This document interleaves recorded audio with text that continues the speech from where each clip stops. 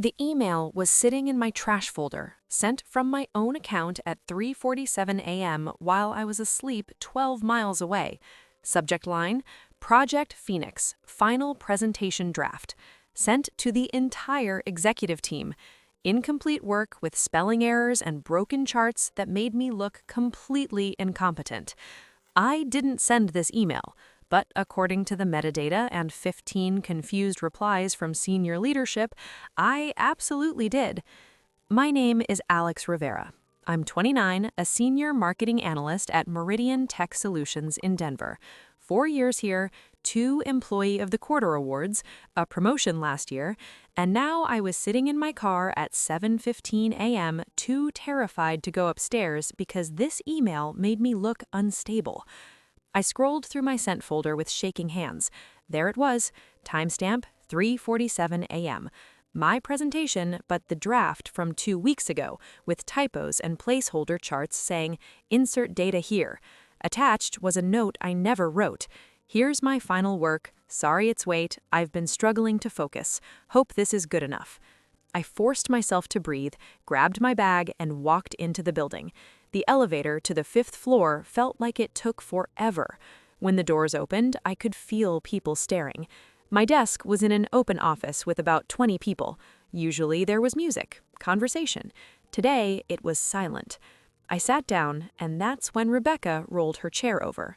Rebecca Chen, 26, hired 8 months ago as a junior analyst. She sat 3 desks away in a cream blazer with this concerned expression that seemed so genuine I almost believed it. "Alex, hey, are you okay? I saw the email and I was worried about you." I stared at her. I didn't send that email. Her eyebrows went up in perfect surprise. "What? But it came from your account." "Someone accessed my account." Rebecca tilted her head with this pitying look. "Maybe you just don't remember. You've been working really hard. Sometimes when we're exhausted, we do things on autopilot." "I did not send that email," I said carefully. "Okay," she nodded slowly, like she was humoring someone unstable. "Maybe talk to IT."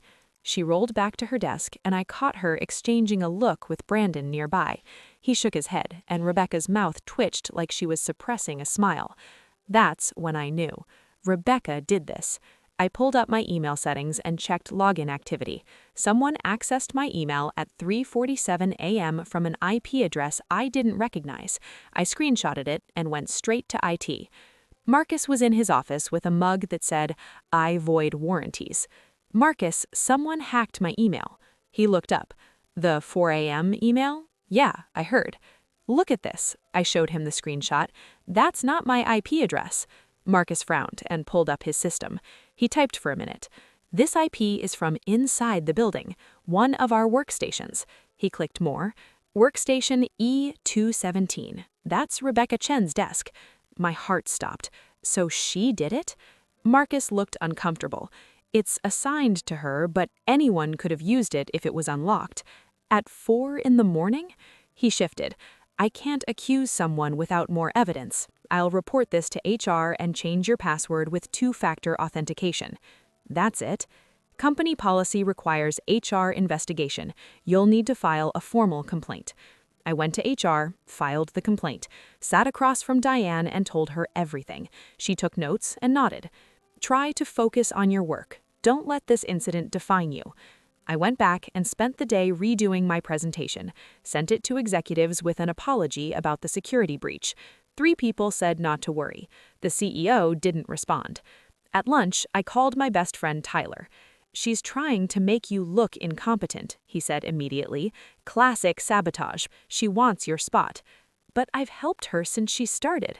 "You're the competition. Some people don't care about fair. They only care about winning." "What do I do?" "Document everything, every interaction, every weird thing. Create a paper trail. If she did this once, she'll do it again." He was right. Over 2 weeks, small things went wrong. A client meeting got canceled because someone sent an email from my account. A finished report disappeared from the shared drive. My desk phone reset to factory settings. Every time there was a plausible explanation. Maybe I forgot. Maybe I deleted it accidentally. But I knew better. I started keeping a journal with dates, times, witnesses. I backed up work to personal cloud storage. I arrived early, stayed late. And I watched Rebecca. She was good. She always seemed concerned when things went wrong. She'd offer to help. To everyone else, she looked supportive. But I noticed tiny things. How she smiled when I looked stressed. How she'd volunteer for my projects when I struggled. How she mentioned my mistakes in meetings with this sympathetic tone that actually highlighted my failures. 3 weeks after the email incident, I was called to a meeting with Diane and my supervisor, Michelle. "We've completed our investigation," Diane began. My heart pounded. And "We found unusual login activity from Rebecca's workstation, but we can't prove she was the one who accessed your account. She claims she left her computer unlocked and someone else used it." That's ridiculous. The building security logs show Rebecca's keycard entering at 11 p.m. and leaving at 4:23 a.m. She was here. Exactly, at her desk. But without direct evidence she was at the computer at that moment, we can't take action, Diane said. "We're implementing new security protocols, though." So nothing happens to her? Without concrete proof, our hands are tied. I walked back in a daze. Rebecca was at her desk, typing, looking innocent. "How'd the meeting go?" she asked. I didn't answer. That night, I started digging into Rebecca's background, LinkedIn, previous employers. I found a pattern. 3 companies in 4 years. At each one, she'd been promoted quickly into positions previously held by someone who left under mysterious circumstances. I messaged Jessica Liu, marketing coordinator at Rebecca's first company, allegedly fired for leaking information. I messaged her. She responded in an hour. "Rebecca Chen is a snake. She stole my work, made me look incompetent, got me fired. I couldn't prove it, but I know it was her. Be careful." I found David Park from Rebecca's second company. His response: "That woman destroyed my reputation and took my job. Watch your back." 2 people, same pattern. I was number 3. I screenshotted everything and started planning. If HR wouldn't help, I needed concrete proof. I needed to catch Rebecca in the act. The next day, I set a trap. Created a fake project called Project Catalyst, made it look important, worth 6 figures, worked on it publicly, talked about it in meetings, then I left my computer unlocked, made it look accidental, went to a meeting, left my laptop at my desk with the file open. I watched from the conference room through the glass walls. Rebecca walked past twice. The second time, she stopped, looked around, sat at my computer. I pulled out my phone and recorded. She was there 90 seconds. I watched her open the file, scroll, forward it to her email. She deleted the sent message, closed everything, walked away. I had her. I stopped recording, hands shaking. Video evidence of Rebecca stealing my work. I sent the video to my personal email, backed it up 3 places. 2 days later, in our team meeting, Rebecca announced she'd been working on a new pitch, called it Project Momentum, presented slides almost identical to my Project Catalyst, just with the name changed. Everyone was impressed. Michelle praised her. I waited until the meeting ended, asked to speak with Michelle privately. In her office, I showed her everything: the video, the comparison, the messages from Jessica and David, the pattern across companies, the timeline of every incident. Michelle's face went from confused to shocked to angry. "Why didn't you show me this sooner?" she asked. "Because I needed to be certain. I needed proof that couldn't be explained away. Now I have it." Michelle nodded slowly. "I need to take this to HR and legal. This is serious, Alex, really serious." What I didn't know was just how serious it was about to get. The email from HR came Thursday at 4:47 p.m. Mandatory meeting tomorrow, 9 a.m., conference room C, attendance required. Alex Rivera, Rebecca Chen, Michelle Torres, Diane Kumar, Robert Morrison from legal. Legal was involved. I barely slept. I kept replaying evidence in my head, making sure I hadn't missed anything. The video was clear, the timeline documented, the pattern undeniable. But a voice whispered, "What if they don't believe you?" I got to the office at 8:30 wearing my most professional outfit.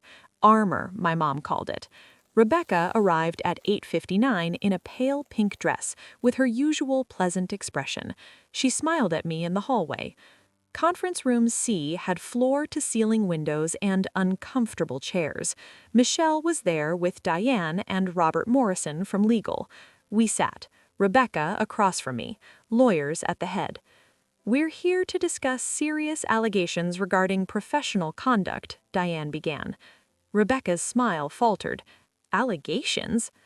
"Alex has presented evidence suggesting you engaged in workplace sabotage, unauthorized system access, and intellectual property theft," Robert said. Rebecca's eyes widened. "What? That's insane!" "Let her speak," Michelle said. I walked them through everything: the email from Rebecca's workstation, the incidents, the video of her at my computer, the comparison between projects, messages from Jessica Liu and David Park, the pattern. Rebecca cycled through shock, hurt, confusion, but underneath was anger. When I finished, silence filled the room for 10 seconds. Then Rebecca laughed, light, dismissive. "This is unbelievable. Alex, I know you've been stressed, but this is paranoid. You're accusing me of conspiracy because you can't handle pressure." "I have video evidence," I said flatly. "Rebecca borrowed your computer once when mine was updating. That's normal office behavior. As for Project Momentum, I came up with that weeks ago. If it's similar, that's coincidence." She was good, reasonable, wounded, indignant. But Robert was writing everything down. "What about the 3:47 a.m. email?" Diane asked. "I stayed late working, got coffee, left my computer unlocked. Someone else must have used it." "Who else was in the building at 3 a.m.? Michelle asked. "Cleaning staff? Someone else working late? I can't account for everyone." Robert flipped pages. "Rebecca, we contacted your previous employers. Would you explain the circumstances under which you left Innovate Marketing and Precision Analytics?" Rebecca went still. "Those are previous jobs, nothing to do with this." "We spoke with Jessica Liu and David Park. Both made similar allegations about you." "Those people were fired for incompetence," Rebecca said, voice gaining an edge. "I blamed me because I'm good at what I do." "We have evidence," Michelle said quietly. "Video, IT logs showing repeated unauthorized access, documented stolen work." "Circumstantial. You can't prove I did anything deliberately." Robert closed his pad. "Actually, we can. IT did a comprehensive audit of your computer last night. We found deleted files recovered from your hard drive, files containing Alex's work you'd renamed as your own. Browser history showing you accessing Alex's email 17 times using a password exploit." Color drained from Rebecca's face. "We also found communications between you and a recruiter at our primary competitor, discussing a senior analyst position, a position you plan to secure by demonstrating value through high-profile projects you were stealing from Alex." Silence, except for ventilation humming. Rebecca's hands clenched. "You had no right to search my computer." "Company property," Robert said. "Section 7.3 of the Employee Handbook gives us audit rights. You gave permission when you accepted employment." "I want a lawyer." "You're welcome to consult one, but based on evidence, we're terminating your employment effective immediately for gross misconduct, policy violation, intellectual property theft, and unauthorized system access." Rebecca stood so fast her chair hit the wall. "You're firing me based on accusations from someone having a breakdown?" "Based on documented evidence and forensic analysis," Diane said. "We need your badge, laptop, and company property. Security will escort you." Rebecca's face flushed red, composure gone. She looked at me with pure hatred. "You did this. You destroyed my career over jealousy." "You destroyed your own career," I said quietly. "I just wanted to make sure people knew the truth." Security appeared. Rebecca grabbed her purse and left, heels clicking sharply. The door closed. I exhaled. Michelle squeezed my hand. "I'm sorry we didn't catch this sooner. I'm sorry you went through this." "It's over now," I said, though my hands shook. One more thing, Robert said. We're recommending criminal charges for intellectual property theft and unauthorized computer access. The DA will decide whether to prosecute. I nodded, unsure how I felt. The office buzzed when I returned. Everyone had seen Rebecca escorted out. Around 3 p.m., the CEO emailed, "Alex, heard what happened. We value your integrity. Let's discuss your future here. We think you're ready for more responsibility." More responsibility, probably Rebecca's position. That night, I collapsed on my couch. My roommate found me still in work clothes. Rebecca got fired? Good, she deserved it. I know, but it doesn't feel good, just hollow.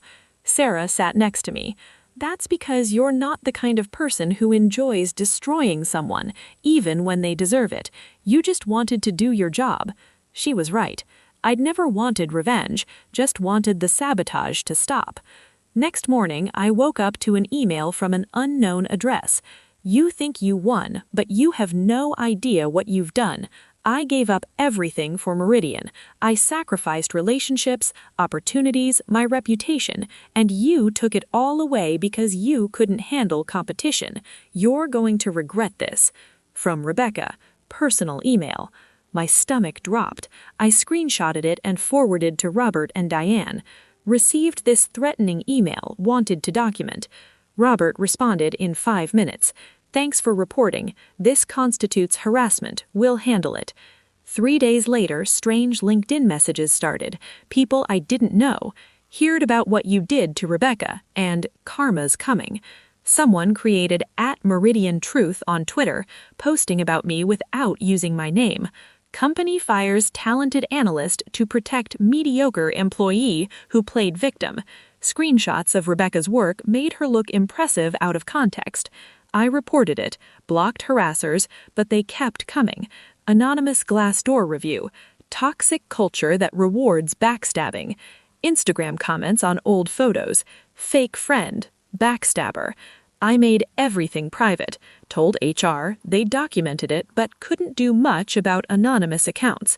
For a week, I felt under siege. Every notification made my heart race.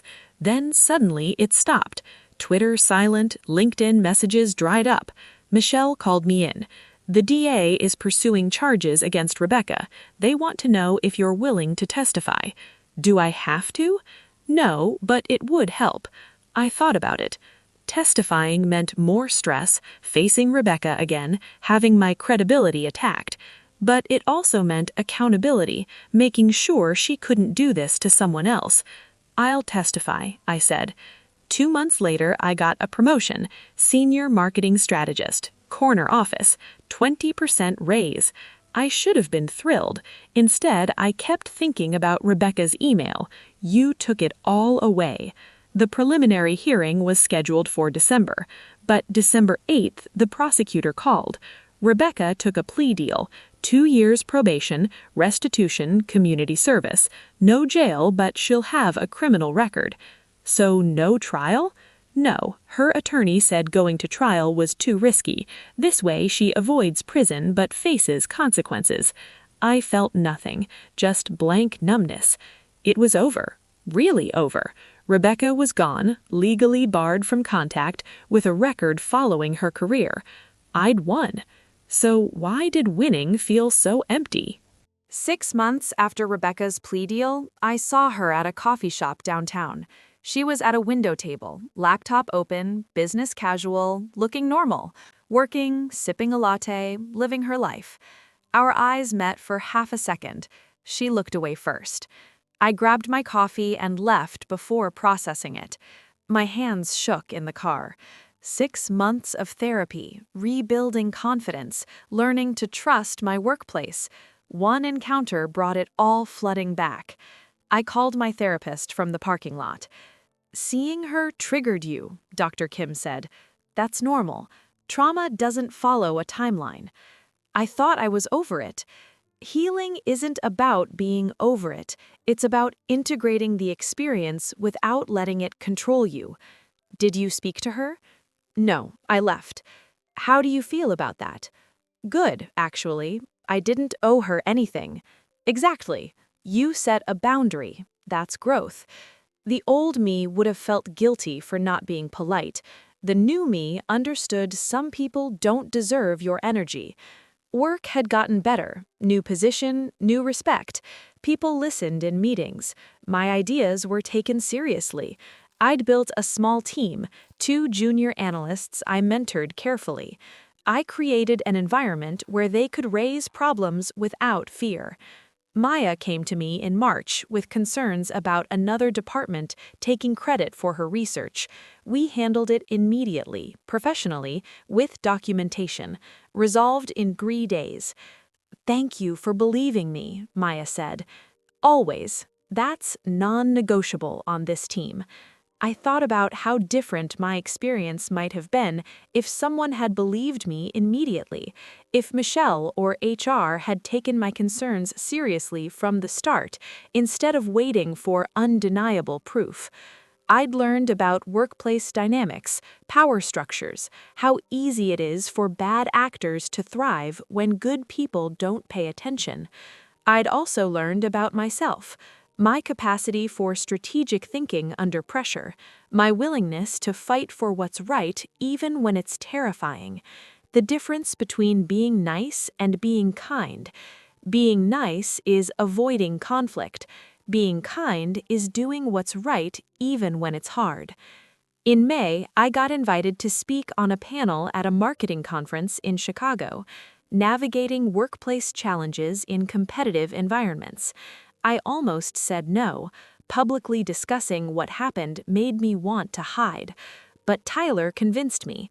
"You have a story that could help people. You survived something that destroys careers. That's worth sharing." The panel had about 200 people. 3 other professionals shared experiences with difficult clients, budget cuts, restructuring. When my turn came, I told my story. Not all of it, not Rebecca's name or specific details, but the broad strokes. Being sabotaged, gathering evidence, the emotional toll of proving you're not crazy when everyone thinks you're paranoid, the aftermath of winning a battle you never wanted. The room was silent when I finished. Then someone raised their hand. "How did you know you weren't being paranoid?" I thought carefully. I didn't know at first. That's what made it scary. I had to trust my instincts while questioning them. The key was documentation, writing down every incident with dates and details. Patterns emerged that I couldn't see day to day, but became obvious looking at everything together. Another hand. "Do you regret how you handled it?" I would have reported it sooner. I waited because I wanted to be certain, because I was afraid of being wrong. But that waiting cost me months of stress. If I could go back, I'd trust my gut earlier and let the investigation play out. After the panel, a dozen people approached me. Half thanked me, the other half shared their own stories of sabotage, bullying, toxic colleagues, stories they'd never told because they thought no one would believe them. One woman in her 50s gripped my hand. "I let someone drive me out of a job I loved because I couldn't prove what they were doing. Thank you for fighting. It gives me hope that not everyone gets away with it." I drove back feeling like maybe something good had come from the worst year of my professional life. Summer brought a new project. Meridian was bidding on a $1 million contract, and I was leading the pitch team. High stakes, high pressure, exactly where Rebecca would have thrived on chaos. But she wasn't there. I was surrounded by a team I'd built, people I trusted, in an environment where I finally felt safe. We won the contract. The celebration was at a nice restaurant. People gave toasts. The CEO joked he knew we'd win because Alex doesn't do anything halfway. Later, Michelle pulled me aside. "I owe you an apology." I blinked. For what? For not seeing what was happening sooner, for not protecting you. You were my supervisor. I should have noticed. You couldn't have known. She was good at hiding it. Maybe, but I should have listened better when you first came to me. I should have investigated immediately instead of waiting for HR procedures. You deserved better. It was the apology I hadn't realized I needed, the acknowledgement that what happened wasn't just Rebecca's fault, it was systemic failure. Thank you, that means a lot. In August, I got a LinkedIn message from Jessica Liu. I saw you spoke at the Chicago conference. Someone sent me video of your panel. I can't tell you how much it meant to hear someone else went through this and came out the other side. Rebecca destroyed my career and reputation. I'm still rebuilding, but knowing she faced consequences for what she did to you, it helps. Thank you for being brave. We started exchanging messages, then calls. David Park joined our conversations. 3 people from different cities connected by being sabotaged by the same person. Do you ever wonder why she did it? David asked. I think she saw success as zero-sum. Someone else winning meant she was losing. She couldn't just be good, she had to make everyone else look worse. It's sad, she was talented. She could have succeeded without sabotaging people. But she chose not to, and that's on her, not us. In October, someone left a Glassdoor review for Meridian. I recognized Rebecca's writing immediately. Toxic workplace, management plays favorites, was terminated unfairly after jealous colleague made false accusations. HR investigation was biased, would not recommend. 1 star, former employee. I screenshot it and sent to HR, but I didn't care much. Anyone doing research would see dozens of positive reviews alongside this outlier. I chose not to engage. Not to respond, not to defend myself. That was growth. By November, I'd gone entire weeks without thinking about Rebecca. The trauma that consumed my life had faded to background noise, part of my story now, not the entire story. I started dating someone Tyler introduced me to, a teacher named Chris, who made me laugh and had zero connection to corporate drama. I took up rock climbing. I traveled to Seattle for a friend's wedding and didn't check work email once. I was rebuilding a life not defined by what happened to me, but by what I chose to do next. Then, early December, I got an email from Allison Kim, a senior analyst at a tech startup in Austin. Subject, question about Rebecca Chen. My stomach dropped. I almost deleted it, but I opened it. Hi Alex, Rebecca Chen has applied for a position on my team. During background checks, her criminal record came up. When I searched her name, I found mentions of Meridian. I saw you spoke at a conference about workplace sabotage. Would you be willing to share your experience? I understand if not. I stared at it for 10 minutes. This was my chance to make sure Rebecca never hurt anyone else, to warn this woman. But it was also my chance to finally let this go. I called Dr. Kim. What do you want to do? I don't know. Part of me wants to tell her everything, part wants to ignore it. Both impulses are valid. What would each choice cost you? If I respond, I'm dragging myself back into Rebecca's orbit, reliving everything, making myself responsible for protecting strangers. Can you prevent it, really? You can share your experience, but you can't control what this manager does. You can't control Rebecca's behavior. Only your choices. She was right. I couldn't save everyone. I couldn't be the guardian against Rebecca's future bad behavior, but I could offer information that might help someone make an informed decision. I responded, kept it factual, professional, brief. Confirmed Rebecca had been terminated for sabotage, theft, and unauthorized access, mentioned she'd pleaded guilty to criminal charges, noted similar patterns at previous employers. I ended with, I can't tell you whether to hire her, that's your decision, but I wanted to make sure you had accurate information. Best of luck. 2 days later, Allison responded, Thank you for your honesty and professionalism. We've decided not to move forward with Rebecca's application. I appreciate you taking the time. It helped us avoid a potentially serious problem. I saved that email in a folder labeled Closure. Today, I still work at Meridian. I'm good at my job. I'm respected. I mentor young professionals and teach them about documentation, boundaries, and standing up for themselves. I still have bad days where I doubt myself, where I feel echoes of that anxiety from being gaslit.